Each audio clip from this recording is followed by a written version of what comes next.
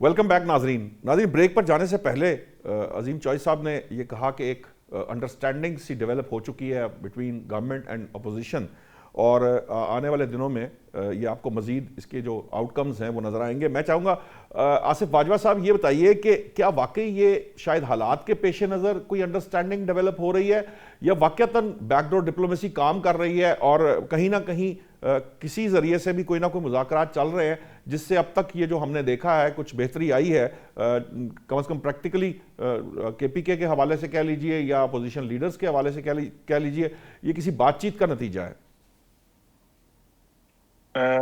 मैं तो ये समझता हूं कि आज मेरी बड़ी खुशकिस्मती है कि आज मैंने पहली दफा उस प्रोग्राम में मैं पार्टिसिपेट कर रहा हूं जिसका हिस्सा चोई साहब हैं। जी जी। अजीम चोई साहब से मैंने बहुत कुछ सीखा, बहुत कुछ उनसे मैं बहुत मुतासर हुआ हूं। तो बड़े अदब से, बड़ा रिस्पेक्टफुली मैं ये अर्ज करूंगा, इख्तलाफ राय हर शख्स का हक है, ये मेरा ओपिनियन है। इनकी राय बड़ी मुकद्दम है, इनकी बातों में एक बड़ा वजन है जी।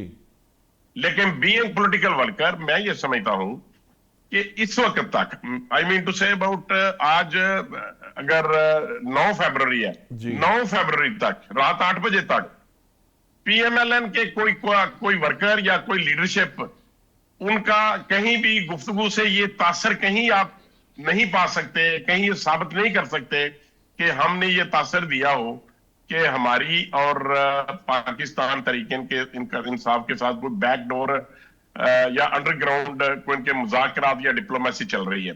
उसकी रीजन क्या है sir? Possibility is there, possibility है, इसमें हमेशा होती है। मुज़ाकरात की गुंजाइश हर जगह पे होती है। ईरान और डोनाल्ड ट्रंप के दरमियान भी है और नेतन्याहू के दरमियान भी होती रही है, इसमें कोई शक नहीं है।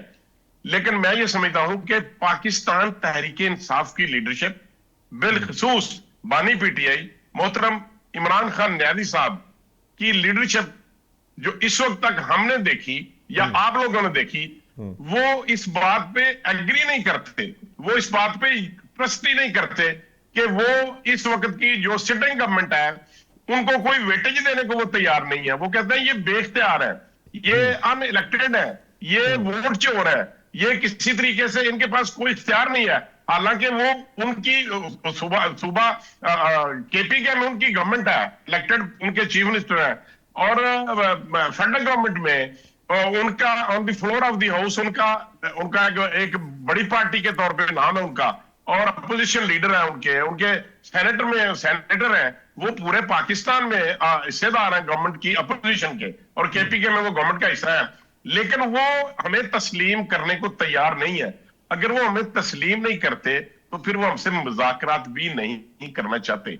और इन्होंने ये तासर देने की कोशिश की कि हम बाख्तियार लोगों से, जिसको हम और आप एस्टेब्लिशमेंट कहते हैं, और कुछ लोग तो बड़ा कैटेगरिकली उनका नाम भी ले लेते हैं। बहरहाल मैं ये समझता हूं कि एस्टेब्लिशमेंट एक बहुत अच्छा लफ्ज है।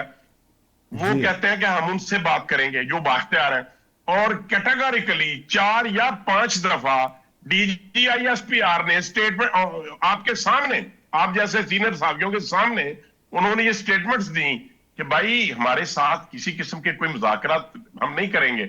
उनसे क्वेश्चन हुआ कि वो कहते हैं कि हमने आपको एक लेटर लिख दिया इतने सफात का।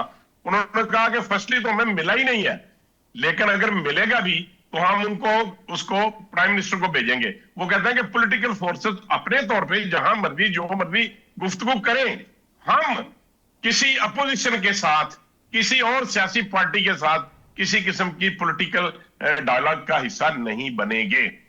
तो मैं ये समझता हूं आज की तारीख तक इस बात को समझने से कासर हूं कि शायद का लफ्ज भी मैं नहीं कह सकता, कतई तौर पे पीटीआई जो है हमारे और पीटी के दरमियान कोई इनडोर, आउटडोर या बैकडोर या अंडरग्राउंड कोई चैनल इस्तेमाल नहीं किया। अजीम चॉइस साहब, ये मैं चाहूंगा कि जो इंपॉर्टेंट है इस सारे मामले के अंदर वो ये है कि आसिफ बाजवा साहब कहते हैं कि पीटीआई से मुज़ाकरात हो नहीं सकते क्योंकि वो एस्टैब्लिशमेंट से मुज़ाकरात करना चाहते हैं, सियासी जमात से नहीं करना चाहते। लेकिन ये जो अंडरस्टैंडिंग डेवलप हो रही है, आपको लगता है क्या ये पीटीआई की, जैसे कह लीजिए कि उन्हें बार बार अटेम्प्ट्स करने के बाद, फेलियर के बाद उनकी कोई रियलाइजेशन है, या इसे दूसरे लफ्जों में यूं कह लीजिए कि उनके पास कोई चॉइस नहीं है जिसकी वजह से वो खुद से अपना जो, जिसे कह लीजिए अपना वतीरा बदल रहे हैं, अपना रवैया बदल रहे हैं, ये एक साइड है जो मैं आपसे पूछना। दूसरी साइड ये है कि इस वक्त जो सिचुएशन है सर खित्ते की, आपने देखा कि जहां सॉफ्ट टारगेट मिला वहां उन्होंने स्ट्राइक किया दहशतगर्दों ने।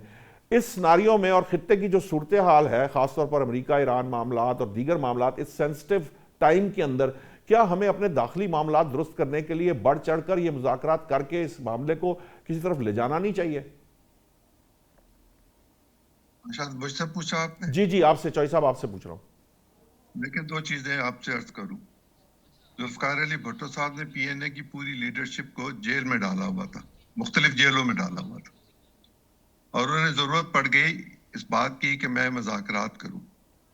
लिहाजा उनके एक ऑफिशियल जो थे वो सरदार क़य्यूम साहब के पास गए और उनको इस बात पर आमादा किया कि आप भुट्टो से मुलाकात कर लें। जी, वो यही सहारा में थे, उन्होंने मुलाकात की खामोशी के साथ, और ये मुलाकातें हमेशा खामोशी के साथ होती हैं, इनडायरेक्टली होती हैं, डायरेक्टली तो बहुत बाद में होती हैं। जी, उन्होंने कहा कि देखें, आप जो मुझसे कह रहे हैं कि मैं मुज़ाकरात का रास्ता खोलूं, तावक्त है कि आप सब लोगों को किसी एक जगह पर इकट्ठा नहीं करेंगे। मैं उनसे बात कैसे करूंगा, और आपस में जब तक वो बात नहीं करेंगे तो रास्ता नहीं खुलेगा। जिसके नतीजे में तमाम लीडरशिप को इस्लामाबाद साला में इकट्ठा किया गया और मुज़ाकरात का रास्ता खुला। ये जो कोर कमांडर मीटिंग में गए हैं चीफ मिनिस्टर साहब की, ये मेरी मर्जी से गए हैं या आर्मी चीफ की मर्जी के बगैर गए हैं? ऐसा नहीं हुआ। मरकज की मर्जी के बगैर गए हैं, वफाक की मर्जी के बगैर गए हैं, वजारत दिफा की मर्जी के बगैर गए हैं। और जो प्राइम मिनिस्टर से मिले हैं चीफ मिनिस्टर, तो वो अपने दोस्तों से मशवरे के बगैर आके मिल गए थे, जबकि उनके साथ मुजम्मिल असलम थे। और मैं समझ सकता हूँ कि मुजम्मिल असलम का आना और बाद में उनका औरंगजेब साहब से और एहसन इकबाल से मिलना, समझ आती है कि उसमें क्या मामलात होंगे। और प्राइम मिनिस्टर की तारीफ भी की है उन्होंने। एनएफसी अवार्ड के लिए अनाउंस हो चुका हुआ है, अवार्ड का पूरी तश्कील पा चुकी हुई है चीज, और उसको अपने मंतकी अंजाम तक जाना है। और इसी के साथ साथ कुछ और चीजें हैं जिसके नतीजे में एक चीज बहुत वाज़ेह तौर पर मैं समझ सकता हूँ, मैं कहना चाहता हूँ और कह भी रहा हूँ कि 18वीं तरमीम के मामले पे भी कुछ ना कुछ मामलात ऐसे जरूर हैं जिसमें सूबा केपीके को भी कुछ तहफ़्फ़ुज़ात होंगे, और उन तहफ़्फ़ुज़ात को दूर करने के लिए ये मुज़ाकरात कभी पब्लिकली नहीं होंगे जब तक कि कोई नतीजा नहीं निकल जाएगा, और उस नतीजे में ये बात सामने आएगी कि अच्छा जी हम मिल लेते हैं, हम देख लेते हैं, हमें फैसिलिटेट कर दिया जाए। आज सुप्रीम कोर्ट में जितने केसेस थे उन सबको कहीं फारिग तो नहीं कर दिया गया।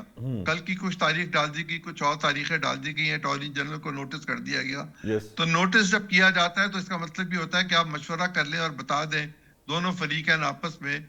और जेल के अंदर तो मुलाकात बहुत ही आसान होती है, जेल में तमाम राब्ते जेल के सुपरिटेंडेंट के जरिए होते हैं। अगर मेरे दोनों साथियों में से कोई जेल में रहा हो तो इन्हें पता होगा, मैं तो भट्टो साहब के दौर में और ज़ियाउल हक के दौर में जेल काट चुका हूँ, मुझे पता है राब्ते जेल में कैसे होते हैं। सुपरिटेंडेंट के जरिए होते हैं, और सुपरिटेंडेंट ही बात को आगे बढ़ाता है और पीछे लेकर जाता है। सुपरिटेंडेंट तो जेल में मौजूद है, और इमरान खान साहब भी मौजूद है। बुशरा बीबी की बहन की या उनकी बाकी रिश्तेदारों की मुलाकात हो सकती है, और बुशरा बीबी की इमरान खान साहब से मुलाकात हो सकती है।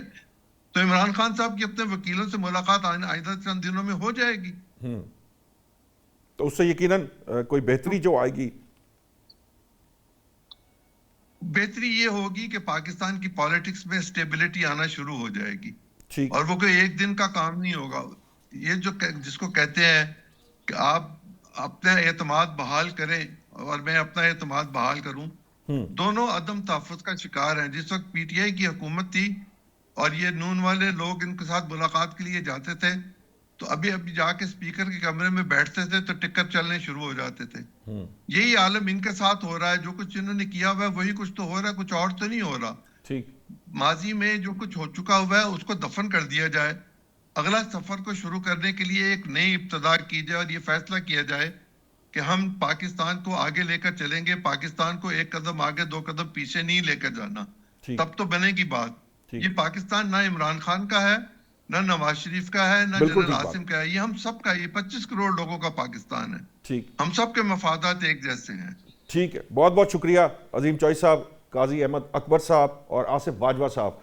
जो इम्पॉर्टेंट बात है, जो इसका हासिल है बहस का, वो यही है कि हमें अपना माजी दफन करके आगे बढ़ना है, और आगे बढ़ने के लिए ये ज़रूरी है कि हम पाकिस्तान को अपनी पहली तरजीह पर रखें और उसके जो मफादात हैं उसको किसी सूरत ज़िक्र ना पहुंचने पाए, चाहे वो उसके लिए हमारी अपनी ज़ाती कुर्बानी देनी पड़े या सियासत की कुर्बानी देनी पड़े या जमात की कुर्बानी देनी पड़े। जब तक हम अपनी ज़ात और अपनी सियासत और अपनी जमातों से आगे बढ़कर ऊपर उठकर पाकिस्तान के लिए मिलजुल कर काम करना शुरू नहीं करेंगे, पाकिस्तान का मुस्तकबिल जो है उसको ख़तरे में रहेगा। इसे बेहतर बनाना है तो हमें इन तमाम मामलात को दुरुस्त करना होगा और एक दूसरे के साथ आगे बढ़ना होगा, आगे बढ़कर मिलजुल कर जो वो तरक्की की तरफ सफ़र करना होगा। अब तक के लिए इतना ही। कल नए मौज़ूआत के साथ हाजिर होंगे। अल्लाह निगहबान।